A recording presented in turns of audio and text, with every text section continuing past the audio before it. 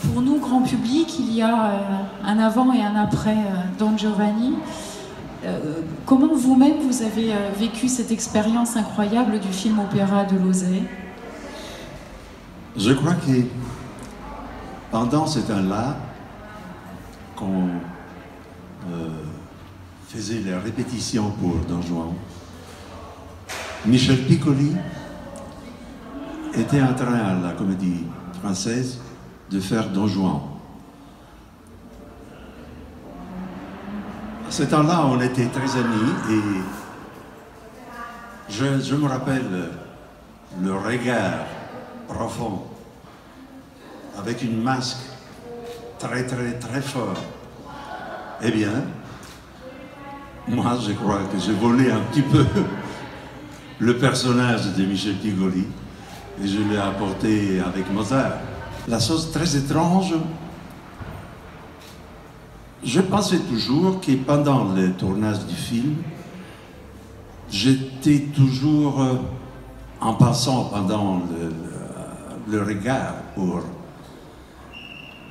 comprendre ce qu'il voulait Joe Losey, que c'était un personnage formidable, aimait beaucoup les acteurs qui étaient avec lui.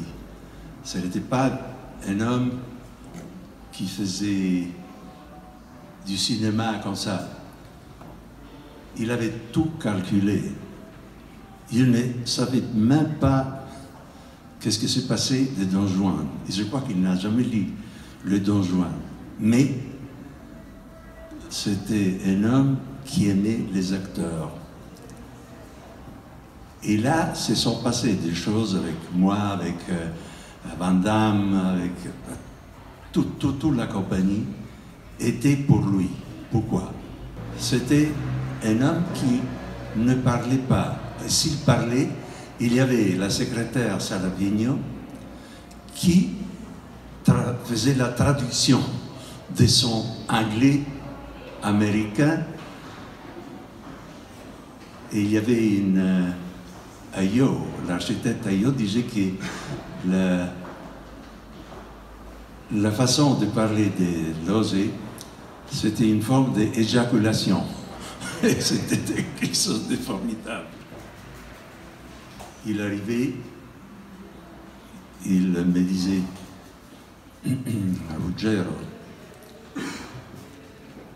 mantieni quello sguardo, tiens-toi le regard que tu as quand tu vois Don Elvira.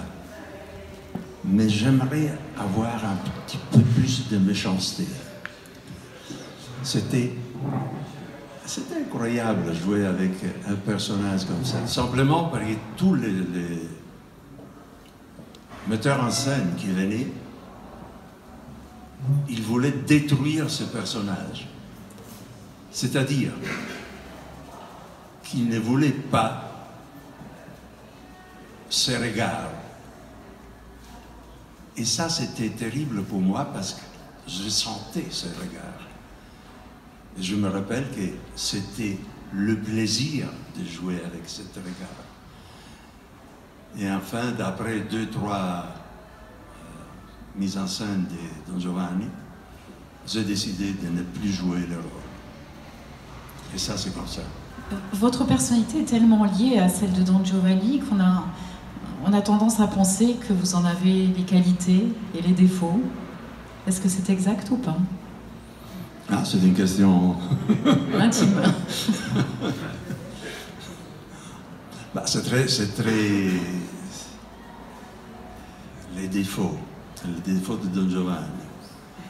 Les défauts de Don Giovanni,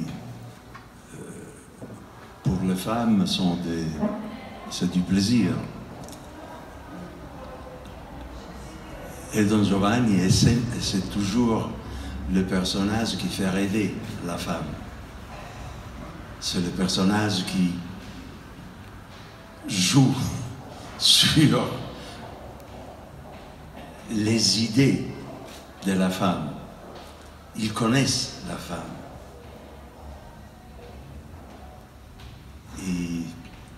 Mais quand on prend un autre metteur en scène qui vous casse tout ça, qui vous détruit ça, qu'est-ce que je dois faire? Stop. Combien de fois avez-vous joué Don Giovanni sur les scènes à travers le monde? Je crois qu'à Munich, c'était 90, seulement à Munich. Et après, bon, je crois que ce sera 350, 400. Vous ne l'avez jamais chanté ici à Monte-Carlo? Oui, on a fait une représentation formidable. Celle de la mise en scène, c'était des grands amis à moi, Daniel Toscan du Plantier, qui avait résolu la fin avec une chose formidable. Don Juan n'allait pas en bas, mais il montait en haut parce qu'il avait donné tellement du plaisir à toutes les femmes, à tous les personnages, qu'il ne pouvait pas dire on va le mettre dans l'enfer. Il doit aller au paradis, parce qu'il a été tellement bien, formidable. Et je me rappelle qu'il y avait la générale, ici à Monaco, dans la générale, il y a eu une panne des lumières. Et on a dû entrer en spectacle sans avoir fait la générale. Et le pauvre Daniel, je mangeais les mains, il était tellement nerveux, mais il a eu un grand succès. Moi, j'avais commencé comme basso. J'avais une voix plus obscure, mais en effet, après Don Carlo, peut-être Hernani, je trouvais que le rôle de basso m'était un petit peu étroite parce que je voulais interpréter des rôles méchants, des rôles comme Iago, Tosca. Alors j'ai essayé de porter ma voix à 2 tons plus haut. Je suis réussi et on a commencé à jouer aussi le Boris, comme on disait. Boris è un personaggio, credo che sia il più bel personaggio che abbia interpretato. Oui, ne nous parlez surtout pas en russe. Non, mais ça a été un travail très difficile. J'étais à Metropolitan de New York où j'ai chanté, je ne me rappelle plus quoi. Et Fagioni, le metteur en scène, était à San Francisco où je faisais une mise en scène. Et on s'est rencontrés à New York en regardant tous les films d'Eisenstein, les films d'Ivan el Terribile, tous les films d'Eisenstein, parce que les movimenti, l'interprétation de cette Tcherkassov dans Ivan el Terribile, c'était tellement ennuyé, tellement fantastique, que nous avons travaillé sur l'expression de cet homme qui s'appelait Tcherkassov, qui faisait un rôle tellement près à la vérité, de la folie, qu'on était resté complètement à bouche ouverte. Et dès là, on a commencé à mettre la main sur le personnage de Boris. Boris, pour moi, c'est un des plus bels opéras qui ont été écrits. Et alors donc vous avez appris le russe? Oui, j'ai appris. La première fois, j'ai chanté en italien, à la Fenice. Et après, j'ai appris le russe toujours avec Lose. Et là, j'ai commencé à parler russe temps en temps, quand j'avais des problèmes, je disais Coca-Cola. mais lentement, après, je suis devenu presque russe. Vous avez même cherché l'étymologie des mots, semble-t-il? Bah, bien sûr, quand on chante, il faut savoir ce qu'on chante.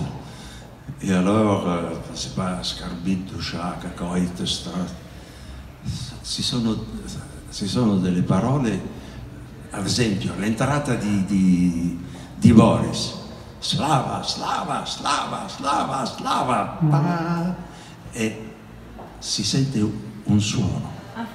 En français. On entend un son.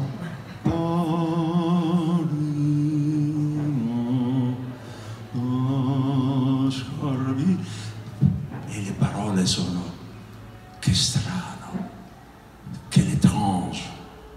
J'ai, dans ce moment de grandeur, pour moi, j'ai une chose terrible qui me touche le cœur.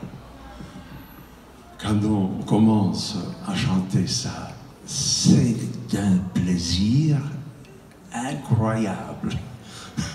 Et en plus, imaginez-vous, avant qu'on va, c'est encore plus dramatique et plus fort. Jusqu'à la fin, à la mort, avec ce cri immense. Yatsaristo. Il ruolo di Boris, credo che sia stato... En français. Je crois que ça a été la chose la meilleure que je fais. De temps en temps aussi avec Don Carlos, j'étais pas mal.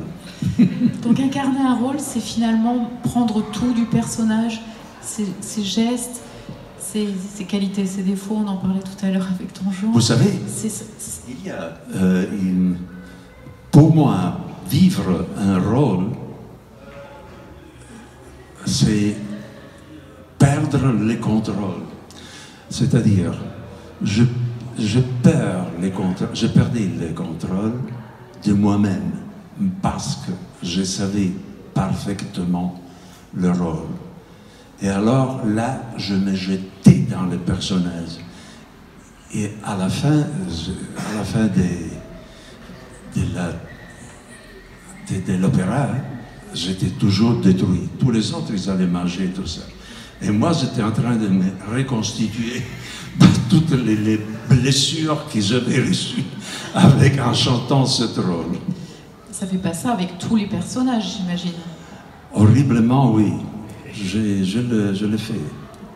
Je l'ai fait parce que j'ai trouvé que ça, c'était la façon la meilleure de servir l'auteur de cet opéra. L'auteur aussi, par exemple, le personnage de Iago. È un mondo di cattiveria e di sottilità, di piacere, c'est un monde de méchanceté, de plaisir, et là, quand vous êtes sur une scène avec un chef d'orchestre comme Zubin Mehta ou Claudio Abbado o Karen o tanti altri, Nello Santi per esempio, non è più, ça n'est plus l'opéra, ça devient une chose vivante et c'est tellement beau de se détruire parfois parce que c'est le plaisir afin de faire sortir tout ce qu'il y a vraiment dans un personnage. Et j'ai cherché toujours de faire ça. Ça coûtait beaucoup. Mais j'étais très heureux à la fin, très fatigué, mais très heureux. Le problème, c'est qu'aujourd'hui, on ne pense pas au spectacle, au personnage, à la voix. Il vient sur scène, il hurle quand ils ont la voix, mais ils sont très peu les gens qui aiment entrer dans les personnages. Ils ont peur de se donner. Mais s'ils arrivent à entrer dans les personnages et créer la possibilité d'interpréter la force, la peur, le tumeur, c'est le plaisir de vivre. C'est le plaisir de vivre dans un cauchemar. C'est une chose antithèse. Cauchemar. Cauchemar avec le plaisir. Vous voulez dire qu'aujourd'hui, en tant que metteur en scène, puisque vous ne chantez quasiment plus, vous avez du mal à trouver des chanteurs qui correspondent à ce que vous avez vécu et à la façon dont vous pensez le métier de chanteur? Oui, mais je suis toujours très passionnel quand je fais une mise en scène. Et je pense toujours d'être que l'acteur, le chanteur devant moi, il est comme moi. Et alors, je m'efface de temps en temps parce que je trouve que si on a une belle voix, on doit servir la voix, on doit servir l'interprétation, on doit servir aussi la passion de ça. Mais aujourd'hui, tous, la majeure partie des gens regardent l'argent. Vous nous parliez un petit peu de Monaco, Ruggero Raimondi, parce que vous êtes né à Bologne, vous êtes italien, on l'a entendu, mais vous êtes de nationalité monégasque aujourd'hui. Qu'est-ce qui vous lie avec la principauté? Comment vous êtes devenu monégasque? C'était le prince Ranier. Après un concert qu'on avait fait à Menton, il m'a fait comprendre qu'il aurait aimé que je devienne monégasque. Qu'est-ce qu'il avait de particulier, ce concert? Oh, c'était un concert normal, mais peut-être cette soirée-là, j'avais une voix très belle, très forte. Je ne me rappelle plus ce que je chantais, c'était... Bon, non ricordo. Mais il était ému. C'était en quelle année? C'était 2000, non, 99. On dit souvent que derrière chaque grand homme, il y a une femme.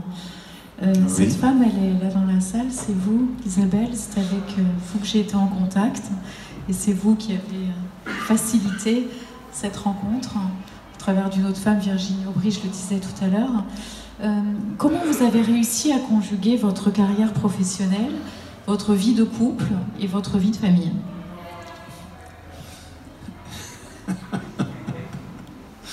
Il y a une longue histoire avec Isabelle, ma femme.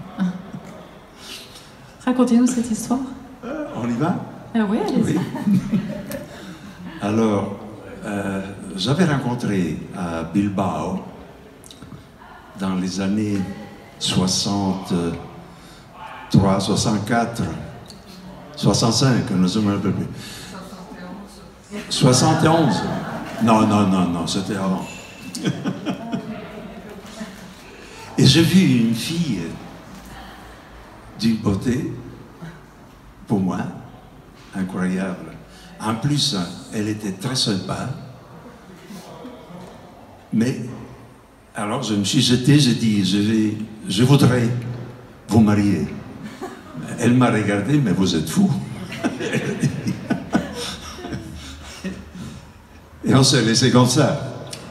Après, on a passé des temps ensemble, tout ça, mais toujours non. Ça passe 10 ans, j'ai un divorce, et on se rencontre une autre fois à Paris, je crois. Longtemps plus tard. Longtemps plus tard. Et le metteur en scène, Fagioni, demande à Isabelle d'être son aide sur la scène pour une Carmen qu'on avait fait à Parigi nel piccolo teatro, come si chiama? À l'Opéra Comique. À l'Opéra Comique. Et là, on s'est rencontrés une autre fois, et après, l'histoire d'amour est partie. Et là, Isabelle a dit oui. Et Isabelle a dit oui. Sì. Et ensemble, vous avez eu un enfant. Oui, un splendido ragazzo. Et qu'est-ce qui s'est passé? Alzati, élève-toi. Voilà.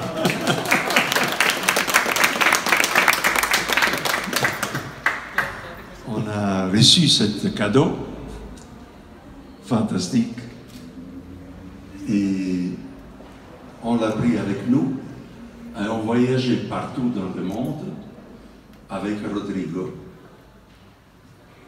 et avec une autre personne qui a été... Eccola qua. Isabelle, tu devrais venir ici adesso maintenant. Tu viens. Si, tu dois parler. Tu dois parler. Isabelle, viens. Venez, venez, venez. Viens, viens, viens. Venez, on est entre nous. Venez. Viens, viens. Non, viens. Viens.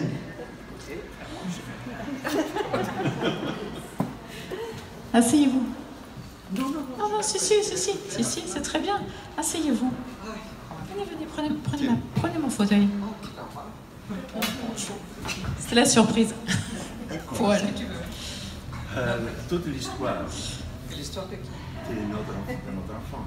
Ah bon, d'ailleurs, pour commencer, nous avons 3 autres Alors, garçons aînés Le micro, il qui faut sont le aussi mettre magnifiques plus et proche de aussi la ont bouche. contribué énormément à que Rodri soit si magnifique. Mais Roger avait demandé à la princesse Caroline qu'est-ce qu'il y avait en principauté pour pouvoir aider un garçon trisomique comme Rodrigo. Alors elle nous a adressé tout de suite à monsieur et madame Calme, qui sont 2 personnages absolument extraordinaires que peut-être vous connaissez. Ils ont aussi un enfant qui avait 20 ans à l'époque. Et ils ont créé ici à Monaco toute une organisation absolument extraordinaire pour les enfants qui ont des problèmes de discapacité. Et Madame Calme aussi a fondé le Special Olympics Monaco, qui vient d'arriver, de rentrer d'Autriche avec 27 médailles. Et ils sont des gens extraordinaires. Et ils nous ont présenté son enfant. Et ici, on a commencé à suivre médicalement et avec des exercices spéciaux pour Rodrigo.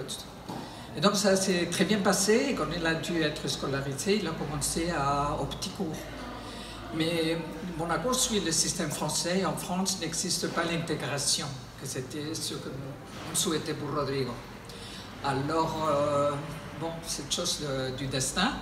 Ruggiero devait chanter à Madrid, Barbera et Sevilla. Moi, je suis madrilène. Et alors on est parti là-bas. Et il a rencontré une ambiance extraordinaire avec ses cousins et avec l'Espagne, qui a tellement de problèmes pour autre chose, et top of the tops pour le handicap. Et alors il m'a dit, si tu trouves une école et tu trouves un appartement pour l'hiver, on envoie Rodrigo à l'école et ici. Et bon, ça s'est passé comme ça.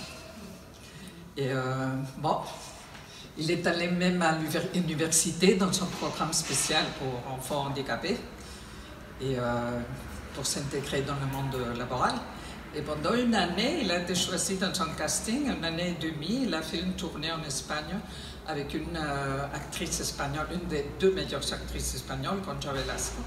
C'était une pièce pour elle et un garçon trisomique. Et il a eu aussi cette expérience. Mais lui, il aime beaucoup les planches aussi.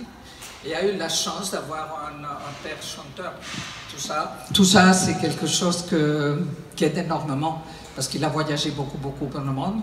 Et en plus, nous avons eu la chance d'avoir toujours des amis comme Bim et tout ça qui l'ont adoré. Il a toujours été très, très joli.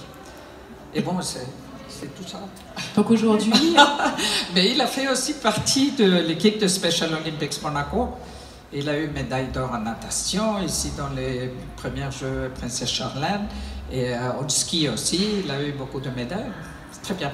Le monde est très bon aussi pour les discapacités. Aujourd'hui, ça me plaît parce que... Quelles seraient vos idées pour faire aimer l'opéra aux jeunes générations? Est-ce que ce serait par des mises en scène plus modernes? Est-ce que ce serait par une politique de prix plus abordable? Est-ce que vous auriez des idées ou des envies de transmission? Vous savez, il y a 2 générations qui n'ont pas vu l'opéra comme elle est. Ils ont vu l'opéra avec toutes ces choses modernes, tout ça. Mais l'opéra en soi-même aussi, c'est la culture. C'est le plaisir de voir le costume, le plaisir d'écouter une musique qui n'est pas blablabla. Bla bla. Et quand je vois les opéras changer avec nos jours, ça me laisse indifférent. Je ne les comprends pas. Et je pense à tous ces jeunes qui ne l'ont pas vu. Est-ce que vous pouvez parler de vos projets et est-ce que Monaco en fait partie? Ah, à Monaco? Oui. Non, moi je suis retiré. Je ne chante plus. C'est-à-dire, je fais de temps en temps la participation à un concert pour Benefit. Mais chanter, je crois que... En mise en scène? Non. Mise en scène, oui, de temps en temps, oui. J'en fais. Maestro, à quel moment vous vous êtes senti habité par cette vocation? C'était très jeune, comment ça s'est passé dans votre parcours? À être sincère, j'ai étudié comptabilité. Et quand c'est arrivé la mathématique financière, je me suis dit, il faut que tu changes. Et en effet, je chantais de temps en temps des crooner sur les autobus, dans la douce, tout ça. Et j'ai fait une audition avec un ami de mon père, c'était Maestro Molinari Pradelli. Et lui, après m'avoir écouté, dit: si je me trompe, je paye. Mais lui doit chanter. Pour moi, c'était le plaisir fou.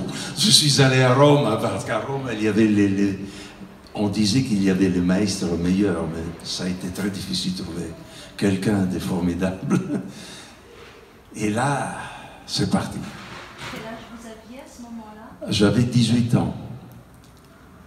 Votre premier rôle? Mon premier rôle, c'était Barbiere di Siviglia al Spoleto, nel concorso delle voci. Bonsoir. J'étais très touchée de la manière avec laquelle vous avez parlé de l'interprétation et du personnage. Et effectivement, c'est assez rare d'entendre des chanteurs d'opéra parler de cette manière du personnage. Et vous m'avez fait penser à un acteur de théâtre, à un comédien plus exactement. Alors, puisque vous ne chantez plus beaucoup, je me disais que peut-être vous pourriez faire une nouvelle carrière au théâtre. Non, la chose, c'est très belle la question. Mais je ne me sens pas un acteur. J'ai besoin de la musique. La musique m'inspire et me rend la possibilité de jouer avec mes sensations. Oui, mais je viens à la réponse. Le monsieur qui est Fagioni était un artiste de théâtre. En plus, avait fait des mises en scène, des Pirandello, cose del genere. Et lui m'avait enseigné comment se mettre sur une scène.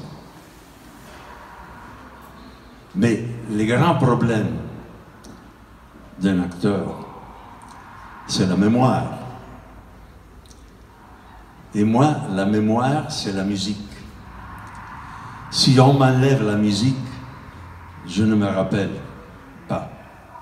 J'ai besoin d'avoir la musique pour chanter. Mais qu'il est simplement lui-même, il est extraordinaire et je voulais vous remercier vivement, chaleureusement et de l'honneur que vous nous faites de venir ici si gentiment. Voilà, merci à vous tous d'être venus, d'avoir été si attentifs et merci encore à Virginie Aubry d'avoir oui, je l'ai dit au début, je le redis, d'avoir permis cette rencontre d'une façon si facile, si amicale. Merci à vous tous. Merci.